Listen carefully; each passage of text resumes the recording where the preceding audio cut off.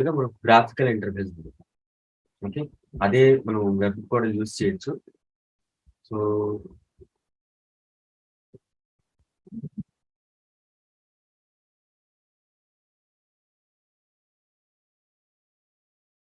ఒకవేళ మీరు ఇన్‌స్టాల్ చేసుకుంటే మాత్రం ఇట్లా ఏదో ఒక క్లయింట్‌ని యూజ్ చేయాలి. దాంతో పాటు మనకు కొంచెం లెర్నింగ్ కర్వ్ కూడా ఉంటుంది. మనం ఎలా ఇన్‌స్టాల్ చేయాలి, ఎలా స్టార్ట్ చేయాలి, ఎలా డేటాబేస్ క్రియేట్ చేయాలి అనేది అవన్నీ నేను తర్వాత చెప్తాను. ప్రెజెంట్ అయితే మనకు క్విక్‌గా ఒక ఏపీఐని ఎలా క్రియేట్ చేయాలనేది నేర్చుకున్నాం కదా! ఫస్ట్ సేల్స్ జేఎస్ ద్వారా వితౌట్ కోడింగ్, వితౌట్ డేటాబేస్ మనం డేటాని ఎలా స్టోర్ చేయొచ్చు, రిట్రీవ్ చేయొచ్చు, ఇట్లాంటి క్రౌడ్ ఆపరేషన్స్ ఎలా చేయొచ్చు అనేది నేర్చుకున్నాం.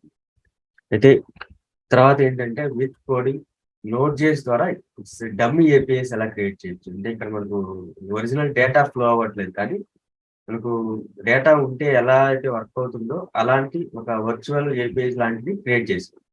ఇప్పుడు మనం దానిలో ఫంక్షనాలిటీ ఇంక్లూడ్ చేయాలి. అంటే ఎలాంటి ఫంక్షనాలిటీ? మనం తీసుకున్న డేటాని డీబీలో ఎలా స్టోర్ చేయొచ్చు?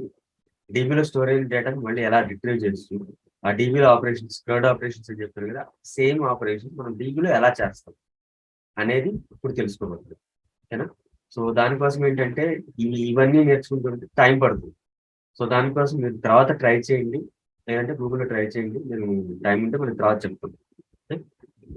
ఇందులో మనకు ఆల్రెడీ ఎగ్జిస్టింగ్ డేటాబేస్ ఈవెన్ మీకు డెవలపర్స్‌గా ఉన్నప్పుడు ఏంటంటే స్క్రాచ్ నుంచి మీరు ఇన్‌స్టాలేషన్స్ ఇవన్నీ చేయాల్సిన అవసరం లేదు. కంపెనీస్‌లో ఒక్కొక్కరికి ఒక్కొక్క ఫంక్షనాలిటీకి ఒక్కొక్క టీమ్ ఉంటుంది. వాళ్ళు చూసుకుంటారు. బేసిక్ లెవెల్ నుంచి వెళ్ళేటప్పుడైతే అంటే ఒకవేళ చిన్న కంపెనీ అయ్యుంటే ఇలాంటి విషయాలు కూడా తెలుసుకుండాలి. ఓకే. ఇక్కడ మనం ఈ డేటాబేస్ క్రియేట్ చేయడానికైతే నేను దీనికి ఒక అడ్మిన్ ప్యానెల్ ఉంటుంది. డ్రీమ్ హోస్ట్‌లో నాకు హోస్టింగ్ అకౌంట్ ఉంది. అందులో ఒక డేటాబేస్ క్రియేట్ చేసి మీకు డీటెయిల్స్ షేర్ చేస్తాను. మనకు ఒకవేళ మనకు ఫుల్ యాక్సెస్ కనుక ఉంటే డేటాబేస్‌కి కంప్లీట్ ఆహ్, డేటాబేస్ మీద కంప్లీట్ కంట్రోల్ ఉంటుందన్నమాట.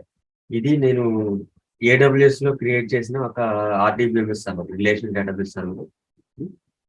ఇందులో నాకు డేటాబేస్‌లోకెళ్తే ఇక్కడ డేటాబేస్ క్రియేట్ చేయడానికి కూడా ఆప్షన్ కనిపిస్తుంది. అండ్ యూజర్స్ క్రియేట్ చేసుకోవచ్చు. ఇక్కడ నేనే అడ్మిన్ కాబట్టి నాకు ఫుల్ కంట్రోల్ ఉంటుంది. కానీ ఇక్కడ హోస్టింగ్ అకౌంట్‌లో ఏంటంటే ఆ ఆప్షన్స్ లేవు చూడండి ఇక్కడ. సో రీజన్ ఏంటంటే ఇది. అన్ని పర్మిషన్స్ ఉండవన్నమాట. ఆ కంట్రోలింగ్ అంతా వాళ్ళ చేతిలో ఉంటుంది. ఓన్లీ మనం క్రియేట్ చేసిన డేటాబేసెస్‌కి మాత్రమే కంట్రోల్ మన చేతిలో ఉంటుంది. ఓకే. సో ఇందులో మనకు ఉన్న డేటాబేస్ రియాక్ట్, అమెజాన్ అని చెప్పి ఒకటి క్రియేట్ చేశాను. ఓకే.